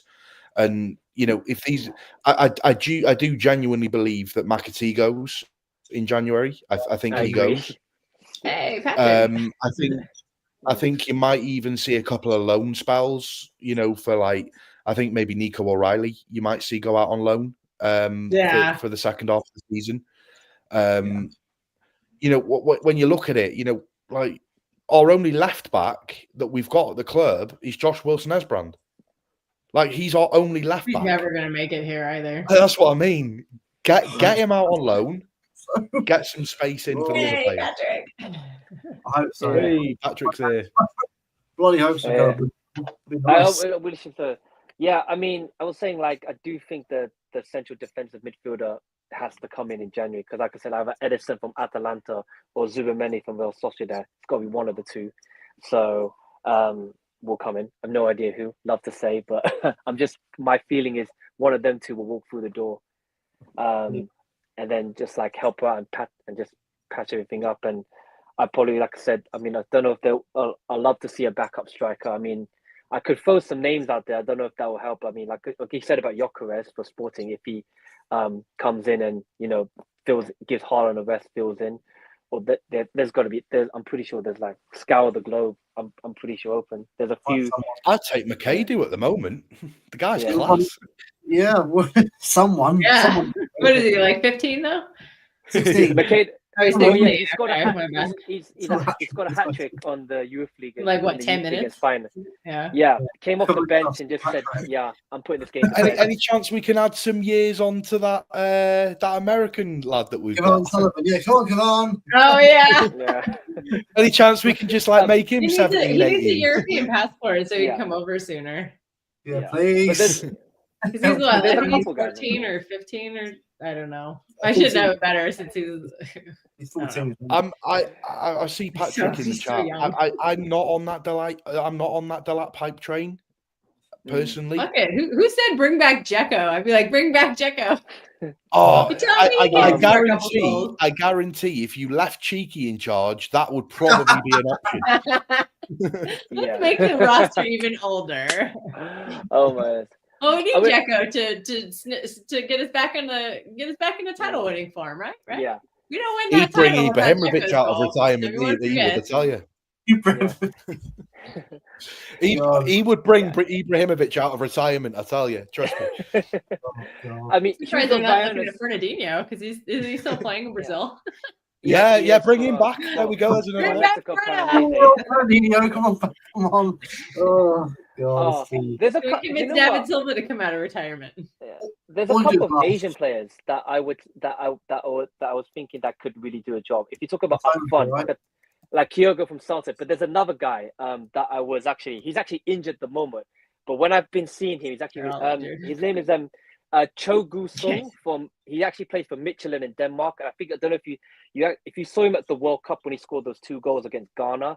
I think he could potentially be a help. But at the moment he's injured, and he did very well for Michelin in his first season in Europe as well. So that's a name that I would mention. I don't know if the club. I don't think the club will do it, but that's just the name I'm mentioning. Just like in terms of backup strikers, and in terms of like I said, Zubimendi or Edison from Atalanta. There's like a couple I of don't things think else. Silva But can be a DM, Patrick. yeah, Imagine a 40-year-old Fernandinho, a 35-year-old Gundogan, a 34-year-old Kevin De Bruyne midfield. Christ. Ooh. No. You're not thinking. You're thinking too young. I said bring back Combined David age of Silva. like He's what, like 38, 150. 39? Run it back. God. that's fine. Yeah. Cunha, I like Okay. Cunha, but no, not Cunha, man. Come on. No, we should not go. We should not deal with the Wolves anymore. They released this on Nunes. 50 million on him. That guy is. Oh God, really. Well, I just hope. Yeah. It's just a mad stat for anyone that didn't see it before joining. So today was the first game that we've gone into as the underdogs since April 2017. Oh, wow. Bloody hell. Wow. That's how far we've fallen. Pep is Yeah, breaking the first records game all that the we're not time. expected to win. For literally 7 years of that level. See, okay, João Pedro. See, we should be looking at Brighton for players. I- One, they're a summer Baleba. club, but Bring in Baleba. Baleba. no Wolves stuff. No Tony Wolves. on left wing. I like him. He's a good player. Bring in I like Baleba. João January. Pedro, I'm but all for it. Brighton will ask for 150 million for him. Anyone? Yeah, Any spare probably. players? Spare players? Fair Hey, I change. tell you what, direct Okay. switch. Nico O'Reilly will give you 20 million. Done. Yeah. Yeah. I mean, summer's probably the most realistic window where like you're gonna see the proper rebuild as well, because that's why I feel you're gonna see like massive movement. Of course, like I know there's talk of Florian Wirtz, but I have to consider the fact he's been linked with Madrid and Bayern. His I don't know if you know, it's like now not to, his father, who's also his agent, is pushing him to move to Bayern Munich. And I'm thinking, I don't see the point of him moving there when Musiala is already in that position and he's signing a new contract with them there. And then Madrid, well, the problem is you've got Bellingham, Arda Güler, and Brahim Diaz staying in the 10. Honestly, where you gonna play there? Well, So Bellingham's not a 10 though. yeah, but he's playing in the 10 at this in He's Madrid right now. He's So- dude. You want to talk a drop off this season, Jude? Yeah, Woo. yeah. To be fair, he's been better. He was also crap in the Euros, but oh no, everything was Phil Foden's fault. Mm. I I was like, he was ass. Rice was terrible. I'll say this though. All Phil Foden's fault. He's Bellingham sort of goal this season. What's Foden done? Well, yeah, sure. I think Jude has like one goal That's He the scored in all comps. today. I don't think he has any. Foden Oh, has he scored- a couple in the Champions League, but Yeah. yeah, you're right. I think I'll tell Jude you has what. one La Liga goal, and then I don't think he has any other comps. If Mm. here's a little question for everyone, chat, get involved as well. If you could sign 3 dream players, any there's no budget, any 3 dream players in January, who would you get? Realistically, right? I mean, obviously, yeah, but again, City being City, anyone's realistic, really. Okay. So if you ask me right now, I would say I would definitely take, obviously Florian Wirtz is one. Kavica Kvaratskhelia, and I would love him, and also goodness, up front, I would personally look, if it's possible, like if we can somehow get, I would love to see like I mentioned, Gyökeres to basically to make sure Haaland doesn't slack off. I go Frimpong because I need a right back. I'm Walker, get out of there, done. Yeah. I would go for Van de Ven, as Fabella just said it right now, because I think Van de Ven, Vardiol, Diaz, and Frimpong will be a He's got some fantastic. pace at least. He's kind of a bozo though, but he has pace, but he's kind of a bozo. I'd rather have a back four of pacey, strong defenders who can at least work I together. kind of feel like if you put Van de Ven alongside Ruben Diaz, Yeah, this might straighten him out. Yeah. and Uh-oh. Vardiol. Oh, no, he's still there, I think. No, But and then I go for midfield. I'd go for Zubmendi. Don't get me wrong, right? I know we need Verts, but right now that defense needs sorting out, and the midfield is sorting out. The attack will get to it at some point. I think the attack will work itself out in the summer. But I think right now, defensive midfield needs fixing up a little bit more. Then I'll let Savio, Doku, Foden, De Bruyne, all that, and Groot once it goes up front, work it out. But until then, Yeah. And you think about, Frimpong, of course, he came through the academy. He actually grew up with Phil Foden as well. He grew up with Phil. So that's obviously, he knows the club. He still has his family back in Manchester as well. So I think, if Frimpong were to offer to go back to City, I'm pretty sure he will say yes without any hesitation. Like, I don't think. Yeah. He's too shy. I think he's definitely come on leaps and bounds since he left us. He went to Celtic, he did very well, and then he went to Leverkusen when he became world class over there. And he's been incredible, coming up with the goals, coming up with the assists as well. And he's definitely, for me, he's definitely ready. He's definitely ready to come into the City team right now, and 100% as well. So just gotta see through as well. And him and Frimpong right back. And I think, like, in terms of wingers, like, falling off a cliff, I mean, Savinho and Doku, of course, got into him. But, of course, like, I know it probably won't happen because I know City won't do business with Napoli. I mean, everyone's mentioning Kavica Kvaratskhelia. I would love to see him as well. But dealing with Napoli, especially with their president, Aurelio De Laurentiis, is obviously very, very difficult. Nightmare. He's like, look how he dragged on Victor Osimhen deal to the last day, and he went to Galatasaray on loan. So then think about what you're dealing with the Napoli chairman as well. So, look, I know he knows how to run a Napoli football club, but he's a very difficult man to do. Makes Daniel Levy look weak. And Cal, to ask you as well, what's your 3 players you bring in? January? Well, I'm definitely taking Florian Wirtz because we need a creator. I'm taking Camavinga as a midfielder because that guy he's very versatile. Pep could do something crazy with him. Oh yeah, brilliant. And for a defender, I have to get a defender because we don't have any real. I really like guy from Everton, what's Brantwaite. the guy's name? Branthwaite. Branthwaite. Yeah. I really like him. I think he could be a Stones replacement. Is he injured though? Is he injured again? Is he? No, he played today against Man United. They lost 4-0. Yeah, He played today. I follow some Everton fan, and there was a post about him. Yeah, I like that guy, and I don't want him going to Man United. So no, I know, but I think, look, for me personally, I'm focusing more on defensive midfield. I think the attack obviously needs. I think the problem is everywhere in the team needs sorting out. So 3 signings isn't enough anyway. Like you probably need like maybe 5 or 6 probably to cover defense, midfield, and attack. I mean, but if you're going 3, I'll go with midfield personally. But sorry, yeah, my laptop died. So the reason I'm picking Van de Ven, I don't know if you've mentioned it while I was away. I kind of feel like with pardon?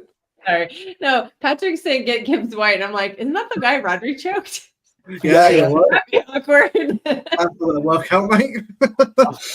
I feel like with Van de Ven, because of his pace and the way that we set up our back 4, he could be an option for centre back, but he could also be an option for right back.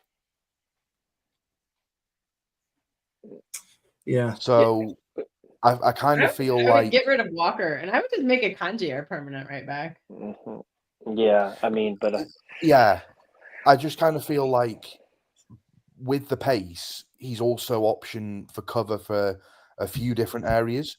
So for me, I'd be picking Van de Ven, and then obviously, Zubimendi and Wirtz. I just worry about Van de Ven. He's had a lot of hamstring injuries, and that's going to be a problem. He'll fit right in there. It's going to be like the white paper towel hammies. I think, I think it's good. It's because he runs too fast. Like, he's so fast. If he would just slow down a tiny bit, he'd still be faster than like 99% of players in the league, but he might not push his hammies to the brink.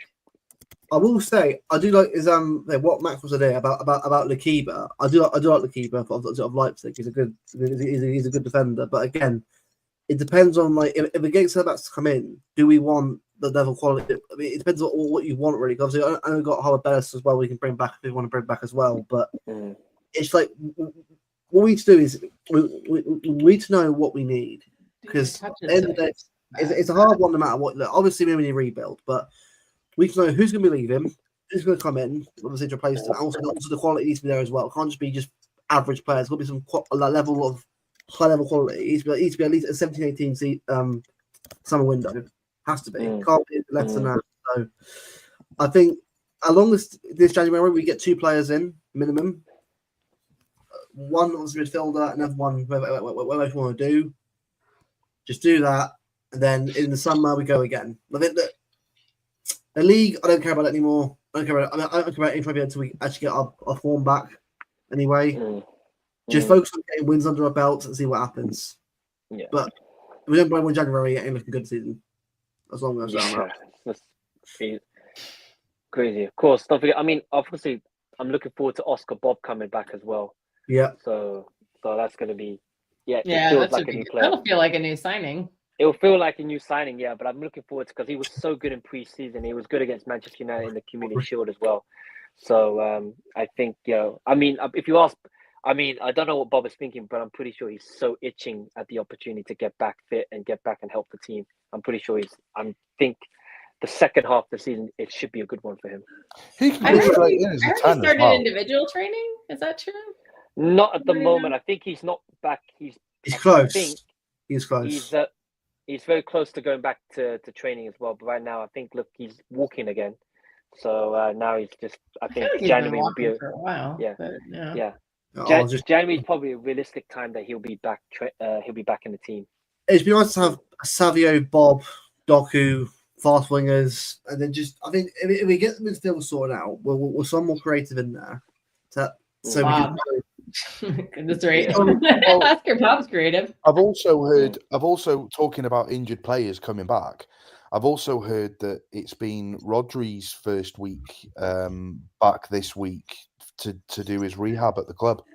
Dude, that guy is healing. Like, I can't believe he's walking already. I know, without crutches and everything.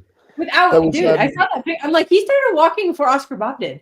there was pictures, right? There was pictures of like obviously Rodri with the Ballon d'Or, and there was like family. Yeah, the pictures interview. and stuff. There was like pictures at home where he's like holding trophies and stuff like that. They're holding the trophy with the family and stuff.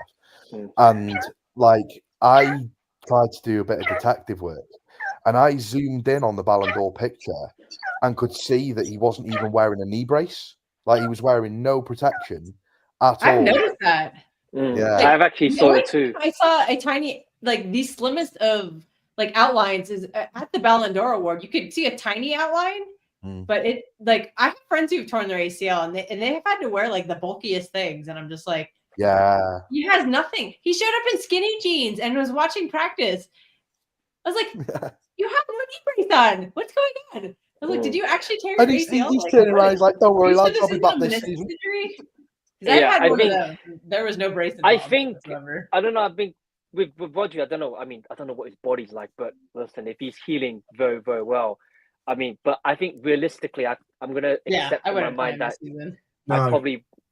I don't think we should play him this season. Realistically, next season when the new Premier League season starts, that's when we probably can see him again. In my opinion, anyway, can't see him playing again this season. Hopefully, it would be at the time I want to go back to Manchester. It would probably be the miracle of miracles. No, my cat is not making any noise. I don't know what that. My cat No, make noise. someone said there's someone making barking noises, and I said it was your No, cat. there was something being like, but yeah, no, Patrick, I heard it too, but no, my cat doesn't make noise. She's just sitting here. She's just. Don't be wrong, right? Nico Williams has a release clause of 55 million euros. He doesn't want to leave Spain though. No, he wants to go to Barcelona, and they don't have any money. Don't be wrong, right? I love him. A City, I would, but it ain't gonna happen. Wasn't he supposed to be going to Barcelona, but they couldn't afford to pay his wages or something? No, they couldn't afford to pay his transfer fee. Holland, no. As well. Oh yeah, they're signing Holland, right? Holland. I know, yeah. Don't they? Listen, Cheeky. One thing you need to do before you leave is get Ferran Torres' money back, please. Yeah. No more hand-me-downs, no more freebies, no more helps. Yeah. A sick mafia style. Where's that money? Yeah. Yeah. I mean, how well do you think Hugo Viana would do? Because I mean, I've been impressed with his work at Sporting Club de Portugal. So I mean, very well. His recruitment is insanely good. He won't care at all about who's in the squad. He'll be like, right, who's to go? Him, cool, let's get him gone. He won't care at all. He doesn't faff around when it comes to paying wages. He will pay heavy if he feels like he needs that player. So, like in the summer, we could have done with Viana then, because it's like, okay, you know, you had Cheeky that was like, oh, well, should we pay this money for Bruno Guimaraes? Oh, I'm not sure. Nah, Viana would be like, there's the checkbook, write the numbers, get him here now. I'm excited for that.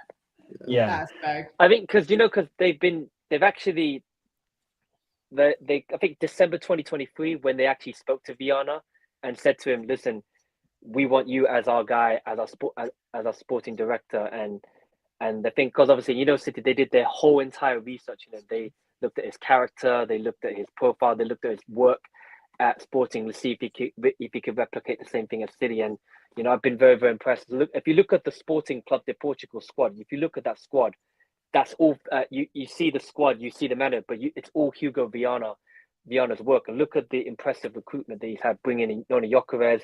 He brought in Ugarte as well, and then he sold him for big money to PSG. Same thing with he also financed the sale of Nuno Mendes and Rafael Leao as well. So it's just been incredible. And I thought, wow, okay, I know what we're getting now with this guy. And I don't think he'll mess around. I think he knows. Sold Nunes to Wolves. Yeah, sold Nunes to Wolves as well. So I think. Yeah, I was about to say. Yeah, didn't he do that? I think before big money for that. I think even though he's still the sporting director of Sporting right now, I am pretty sure he's got his one eye on the current squad that we have right now, and he knows he's looking at the contracts, he's looking at the wages, looking at who needs to go, who needs to stay. He's looking at them very clearly while he's doing his job. And I think when he comes in, I'm pretty sure he's got a very good idea. I think, okay, he's off, he's staying. I'm bringing this guy in. Pep, you need this guy. I'm pretty sure he's got all that on his mind right now while he's in Lisbon at this moment in time.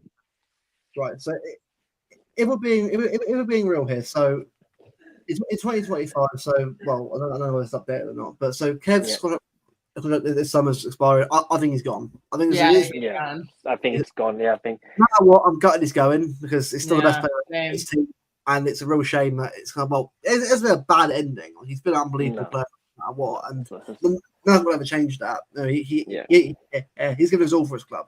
He has, so I can't call that at all. But, Walker needs to go too. yeah, I would say so.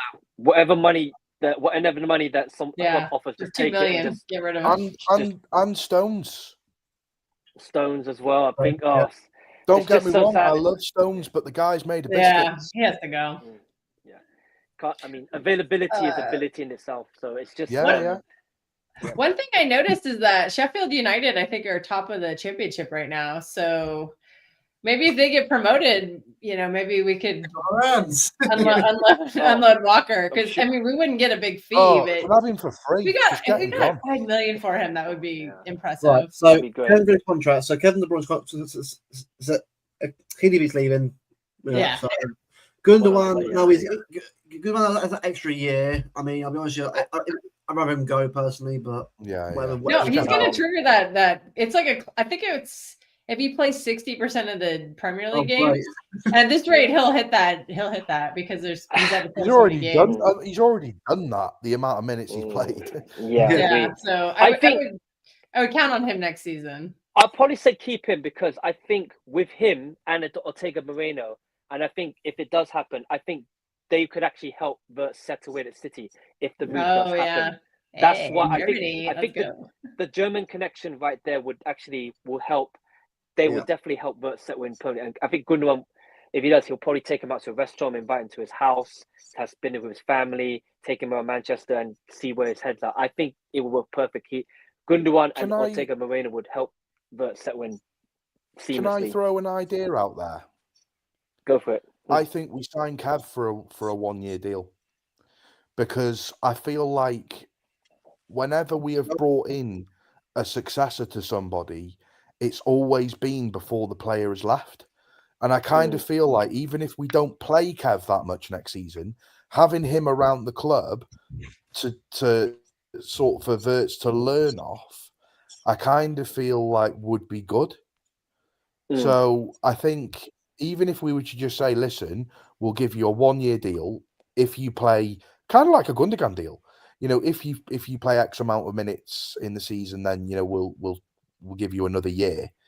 But I kind of feel like just having him around the team, even if he doesn't get that many minutes, just having him there is going to be good for players like Verts. Yeah. As well. I think the problem is going to be getting Wirtz to come to City because I think it seems like he's really wanting to go to Bayern or Real Madrid. I don't see buying from Leverkusen. I don't see Leverkusen selling to a rival. No. And I think with Real Madrid, it's like they've already got, if not 3 players playing in his position, and if they're going to get Verts, they have to sell one of them. I think with you're also talking like for that position, even players like Valverde. Yeah. Oh my God, I love Valverde. Yeah. Get him on you've City. got Valverde, you've got Gula, you've got Bellingham. You've got Camavinga that can play that position. Rodrigo as well. Rodrigo left wing right now. Oh, it was incredible. It's like, and also Rodrigo at this moment in time, he's not happy with the playing time that he's getting because of Mbappe.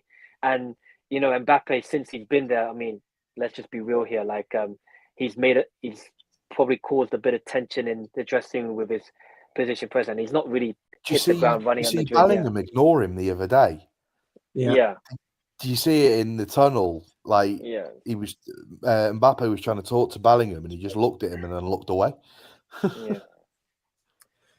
Well, because I know they've won today, Real Madrid, but it's just like always not lost, and they could potentially be out of the Champions League, and they've got Atalanta away next. Exactly. No, don't worry, the referees will make sure Real Madrid get through.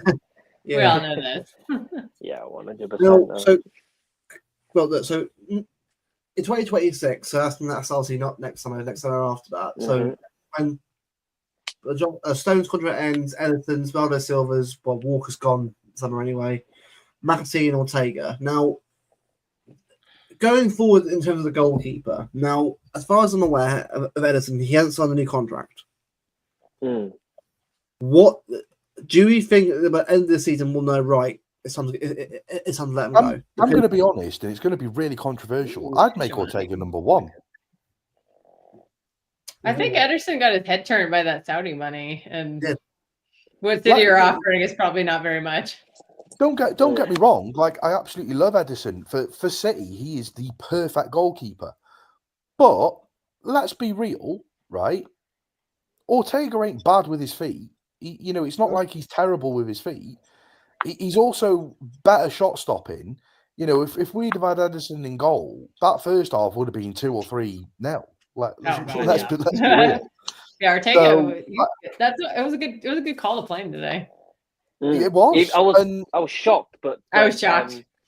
But Edison, but I think oh my God. Pep made the decision, and look, I thought Ortega Moreno did very, very well today. If you're umming and ahhing about signing a contract, then bye, see you later. I'm sorry.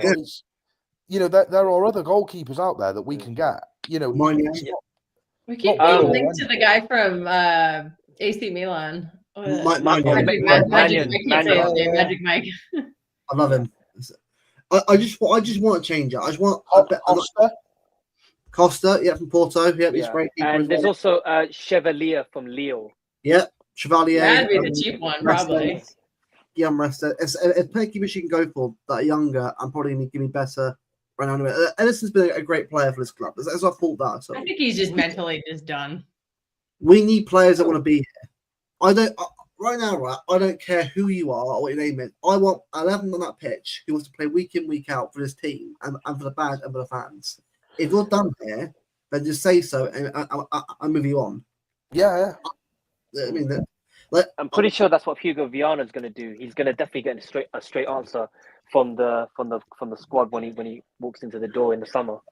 Look, Haaland's going to stay. Says Rodri. No issue with that at all. I think them two will be fine anyway. Like, unless something mad happens out of nowhere, other than two are going to stay anyway. Sonny does anyway.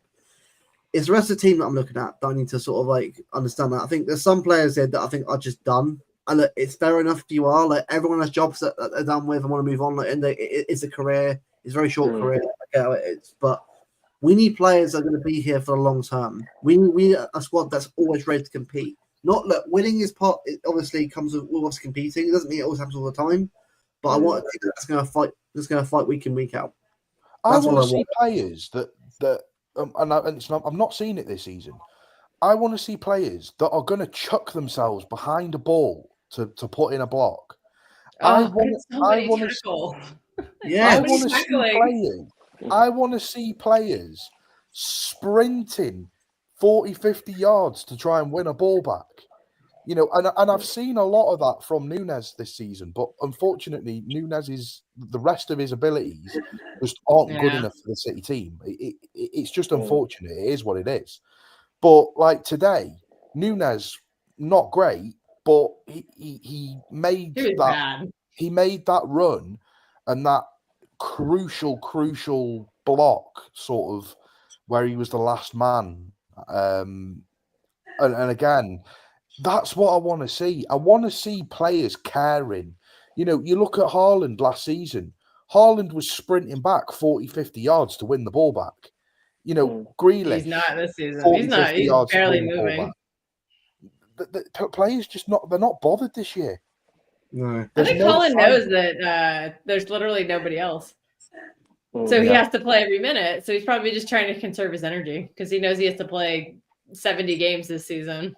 Yeah. And this is what I'm saying. I'm scared to death it's going to be a Rodri situation next season. Yeah. And this is what I'm saying, Patrick. For me, there's only maybe 3 or 4 players that are stapled on to stay. I think the rest need to be worried about their future. Because for me, Diaz has been a brilliant servant for the club and still puts in the effort when he's on the pitch. I think Haaland it's inevitable he's going to stay. Rodri and then Foden. I think those are the only 4 players really that you can turn around and say they are stapled on to be at this club, and they have the right to be at this club. I feel like everyone else, it should be up in the air. If Kev was younger, then that'd be the same thing. But Yeah, with Kev, it's not. With Kev, it isn't commitment. It's he's older now. Yeah, He's done. Yeah. That's okay. And that's fine. Players for different reasons. You know, even Rico, not saying his commitment's bad, but he's not a right back. He's not a midfielder. I don't see where he can play. Yeah. He's just too easily bullied. Yeah. Like teams are targeting Rico, and it's just like there's nothing we can do about it. Yeah. I think I agree with that. He will be Maxwell. We need to say it. He will, but Yeah. I don't doubt Phil Foden. I'm just saying I need to see him come back. I Yeah. need to see what are you going to I'm say? getting really impatient with him. The problem is you say about form, but we're 4 months into the season now. At what point does form stop being an excuse? Yep. Yeah. I mean, I personally don't know what's going on with Foden anyway. I mean, just if it is that illness that somebody brought up earlier, then get him out of the team and send him to the hospital to get healthy. It has to be something like that. It's got to be illness. That's pretty much. Yeah, that's the reason why he's off the dude, give us Aston Villa Jack. Yeah, that's perfect. I agree with you, Patrick. I'd give him a go. I said, you know what, Jack? Here you go. Right? James, go for it. The thing is, with Jack, worse I than need to see Bernardo. more output, because for an attacking player to not get a single goal for your club in a year is beyond disgusting. Like, I'm sorry, it is. Like, there are centre backs that have had more goals than Jack Grealish in the last year on our team. On our team, yeah. Yeah. I'm not being funny. McAtee doesn't play, and he scored more. McAtee doesn't play. Gavardio has already got. Gavardio has 3 goals. And he's a defender. As John well. Stones has 3 goals. I know. John Stones who doesn't score has 3 goals on the score sheet. Yeah. Crazy, man. Like, I'm just thinking what's going on here. So, I heard that was a rumor. I think. Do you think that if this little slump continues for Greece, do you think he'll go at the end of the season on the next season? I know he's contracted till 2027, if I'm correct, but I know he has big wages. But no, I'm talking about Grealish. Oh, Grealish. Yeah. I don't think we can sell him though. He's on too high of wages, and they're not going to want to just take a hit. Like nobody, who else is paying him $300K a week? I spoke to Luke about this off air, and if he's got till 2027, I think we worked it out, is he's still got 40 million worth of a contract.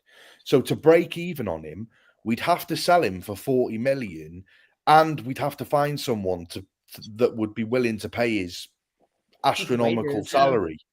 Wow. And it's kind of the same problem that we've had with Calvin Phillips, because Calvin Phillips, we bought him for 40 million, so he's probably worth 10 million now, something like that. Yeah. But who's going to pay 150 grand a week for Calvin Phillips? Nobody.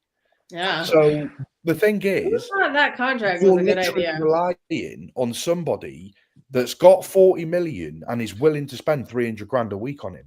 The only team I could see Jack going back to is Villa. Yeah. Yeah, but they won't pay his wages though. But they're not going to pay 300 half grand a his week. wages at least. He'll have to just take a salary cut. He'll have to. Well, aren't we legally obligated to pay him the money in the contract?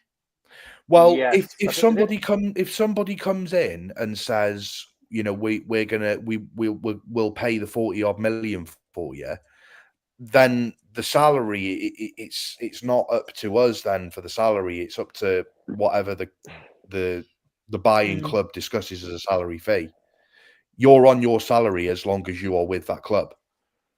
Like I'd imagine that probably Julian Alvarez's salary at City was more than what it is at Atletico, but we're not paying Julian Alvarez's salary. So it's just how that works, then. What it is a lot of players aren't gonna want to take a salary reduction because you look at most teams. If you're earning 300 grand a week and you've got 2-3 years left on your deal, and then someone comes in and goes, "Oh, I want to buy you," and you go, "All right, okay. Well, how much are you going to give me a week?" And they say, "Oh, 150 grand." It's like, I'll stay here. To be honest, actually, 300 grand a week for the next 3 years. I'm just going to stay here. So I kind of feel like Villa is probably the only place that Jack could go where he would be willing to take that salary reduction to go back to his boyhood club. Because let's be real, Jack's what, 28, something like that now? 29. Yeah, 29. He's getting up there. Yeah, 29. He's 29. another old player. 29. He's only He's already got got what, old 4 or so 5 fast. years in him. Yeah. He's only got maybe one more big contract in him. Yeah. Yeah. I can like, see him going back to Villa, but it's whether Villa want him. That's the All right. thing, whether they would take him back as well. So Question for you guys then. So Wednesday, Forest at home. Some people got to win at some point. Someone got win at some point. What do you change on Wednesday? Who do you play on Wednesday? Do you want Jack in me the to do 10. the usual? Go on, do it. Yeah. Well, I'll do the usual. Jack in the 10, drop Walker, put 4 center backs at the back, Akanji, Diaz. I'm putting Vardiel as center back and Eke as a left back, but I guess you could switch them, but I'm keeping the I same guess name, by the Phil, way. you've been stinky in the midfield, so I think you have to go on the wing or you have to go on the bench. I would bench think, Bernardo too if I could. I think give Doku a start as well because I think he's earned that. Oh yeah, Daku was Give good him a today start. when he came on. Give him a He start. was I think cooking deserves Trent, it. and then Trent had to be subbed. It was funny. He just had no end product, or else it might have actually materialized into a goal. But Doku was cooking Trent. It was really funny. Take her and go. Yeah, I'm fine with that. I'm keeping the same Yeah, name, by the way. Eddie needs a. Yeah, Eddie's got to chill for a bit. I probably I'm putting put Akanji Ortega right Moreno. back. He deserves I think he deserves a run in the team. He didn't do anything wrong today. He definitely deserves one. I'll take a starts again. Yeah. Yeah. Ruben was fine to Ruben. He was fine. We'll never go at him still. It's just the rest of the team that let him down today. Bring Oscar back into it. Yep, I would now. He's had a game's rest. Yeah, he's had his game off. So yeah, I think he should. I think that'll. That's this is a better game. Plus, it's at home, so. Well, then again, he screwed up at home last time. But yeah, taking this Liverpool game off was probably really good for him. Yeah. 100%. So got to bring him back. Sadly, you have to go with Gundo in the 6. A positive of today's game was Ake. Very good today. I thought he was really good today. I thought he was our best player. Yeah. Salah quiet. He kept it quiet. Yeah. Everyone was like, Salah was so good. I was like, I thought Salah had a stinker. One I know he had a ball goal and an across assist, the- but I didn't think he was that good. Yeah, well, It's like when people criticize Holland for having a bad game when he scores a goal. I was like, that's what Salah just did. Now we're There we go. Okay, right. So God. Front line defense perfectly fine. I'm putting Jack Grealish as the 10. Yeah, I go with Grealish. Grealish. It's going to be We've Gundogan. got to start, Kev. Do you know what, mate? Right, he has to How start. about Kev, Jack, and Gundo? Yeah, he's got to start Kevin De Right, Bruyne. why not? Do you know what? I'm going to be experimental with this. What do people think of this? Let me see. Nunez is, ooh. Yeah. Mateus Nunes as a defensive midfielder. Kind of, he played that role. He played that role at Wolves. Next to Gundo. I really liked him and Gundo together against Feyenoord. I could see that again, but the problem is the problem is you just have a solo 10 and they're all too slow right now. Like Jack is going to be too slow. Unless it was De Bruyne. What you're probably more likely to see is something a bit more. Oh, De Bruyne. So De Bruyne playing slightly further back then. Yeah, I think it's going to be sort of two midfielders as opposed to a DM. Because you've got Gvardiol that can kind of step in to sort of here. The problem is he put Akanji in that role, and Kanji's terrible in the midfield. Yeah, he is. He doesn't trust Yashko in there yet. Because Akanji in midfield is like a square peg in a round hole. Akanji in midfield is, it's awful. Like, don't do it. Yeah, square peg in a round hole. Yeah. Yep. I think it worked for like one game last season, and then it's been awful ever since. And he kept pushing it, and I'm just like, no, please no. What do people think about this? Like, what would you guys change? Honestly, that for me is what I go with, because the thing is, right, Foden is out of form. I'm not having it anywhere near the first team right now. Yeah. Kev, get some minutes in. Please start some games. I don't care. Like, you just push yourself to play. Nunes deserves to get the rest. Grealish at 10. I'm ready to give him at least 5-6 games all this month. I'm not being funny, but Grealish's number is a 10. He is. Yeah. So play him as a 10. The only problem is that that's a lot of people. Like, Jack is the only person who can hold on to a ball there. Like, everybody else has a very poor first touch. They have very poor ball retention. Like, and just a big thing as well. That's going to ruin the control. You think Kevin De Bruyne has got a poor first touch? Nah, he doesn't. Nah. Doku better, but Doku does lose the ball a lot. Savio loses the ball. Actually, but Nunes' touch today was terrible. He kept His first touch is a very good touch. We know Kev loses the ball, but like, we accept it from Kev because he's doing so many good positive things. The only way Kev loses the ball is when he misplaces a pass because he's going for those. Yeah, exactly. It's like the risk versus reward. Yeah, and we can accept that from Kevin, but the other people who don't hold the ball very well, they don't have the same ability as Kev to like. The only other thing, they're not losing it picking out a great pass. They're losing it because they're just clumsy. This is the only other thing that really. No, Rico, no. I'm not watching this game. I'm not playing Gundogan. No. I'm sorry. Rico has to see the bench. He's so poor right now. Gundogan can stay at home against Forest. Gundogan needs a rest.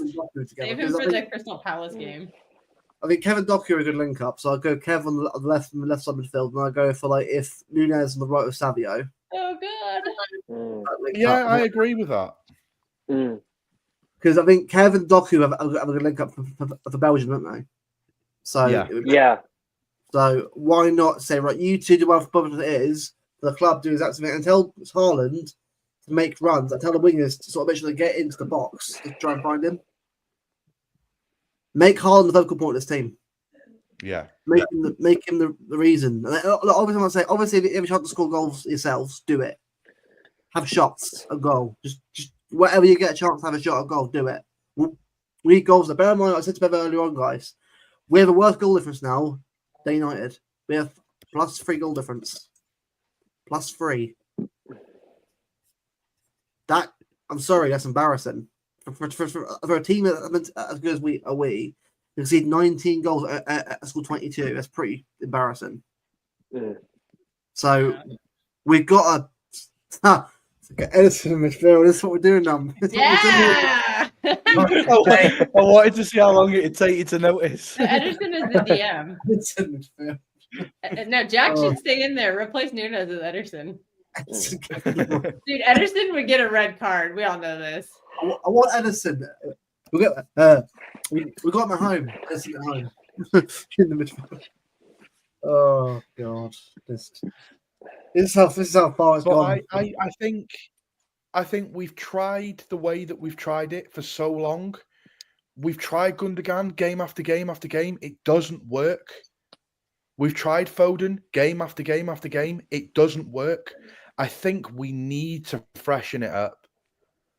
And I think you look at this team and you say, who hasn't played which deserves an opportunity? And I kind of feel like this front six deserves the opportunity. Yeah. Doku definitely deserves to start. I agree. Yeah. That's what I go with on Wednesday. Look, at this point, right, players have a chance now to start. There's no guarantees anymore for starts anymore. This is the worst run I've been on for 20 years. Confirmed. So if we're good, if players get a chance, it's now. So Jack for me has got to take this. But in fact, Pep said it as well. In the interview, said about Jack playing the 10. I think he's gonna do it. I think he's gonna play Jack. I think he knows now. Some of these players aren't good enough. It needs to be dropped. This is the chance for players like Jack, Nunez, Kev, Doku, and Savio to establish their places in the team. And then in January we get players in, and after that we'll just go again in the FA Cup, Champions League. But the league, forget about it. Unless Liverpool drop points, and we get wins back into it again, then obviously we'll assess. But forget the league for the moment. Forget about it. Just one game at a time. Just start with get a win. First step, get a victory. Get a victory from somewhere. Yeah. On Wednesday, then Palace get a win. We win that one as well. Build some form up. Juve. Then after that is Derby. So just get some wins under your belt, lads. That's all I'm going to say on that. The thing is as well, Kevin De Bruyne needs to start getting some meaningful minutes under his belt before the Derby. He has to. Kevin De Bruyne needed to play today. He needed to play today. He got 10 minutes at the end of the game. We need Kevin De Bruyne for that Derby. He has to play. I don't understand why he only played 10 minutes. Like, why didn't he come on with 30 minutes to go when it was still 1-0? I like to think Pep is managing his minutes.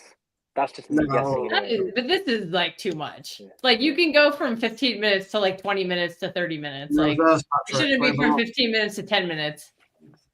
Like, at some point, you have to start giving him 25, 30 minutes, 35 minutes, maybe the whole half. So I just Honestly. It's so what is going on there? Start him. Give him the first half. Yeah. Get 2-3 goals up, and then if you want to take him off, take him off. Right. Before we end the stream, predictions for Wednesday. How are we feeling? I just want to see a win. That's all I'm going to say. I just want to see a win. I'm going to be honest. 2-0. See. Oh God, that's going to be so nerve-wracking. Force or 2 goals. It's not Wednesday or Tuesday. No, it has to be Wednesday because it'd be 2. 2-0 to City, and I'll tell you for why. They only managed 1 goal against Ipswich at home. They look really bad against Arsenal too. Yeah. If we play 4 center backs, I'd be a little more confident. 2-0. 2-0. All right. 2-0. I'll go for 2-0 as well. Honestly, I just want to win, Luke. That's just what I want personally. I just want to win. That's it. Bleeding. Miracle. I feel like I forgot what it's like to win last time, if I'm going to be honest with you. Oh yeah, I know. I miss it too. Councillor? Yeah. I'll say 2-1. I have no faith in us keeping a clean sheet, unfortunately. Yeah. Mm-hmm. Do you know what? I said 1-0 win, 2-1 win. I don't care how you do it. Yeah, I don't care how. Just win. I don't care whether you're on the league. Get the league. So long as we get wins under our belt and we beat teams around us. Look, for the league, if Liverpool lose 2 games, we win 2 games, and then go down to 5 points, then all right, cool. Yeah, and we play them one more time too. I don't care whatsoever now about the league until we get performances under wraps and results in the bag. So for the moment, 1 game at a time, as Hong says, 1 game at a time. Get wins under your belt, performances under your belt, and just go from there. But I will go 2-0 as well. Haaland, and I need a goal from Grealish. Yeah, I need something from Grealish. I don't care what it is. I need something. We're still on fan base at this point. We summon. Yeah. We're on Wednesday. Yeah, and put the captain's armband on Diaz for the game coming up as well. Yeah.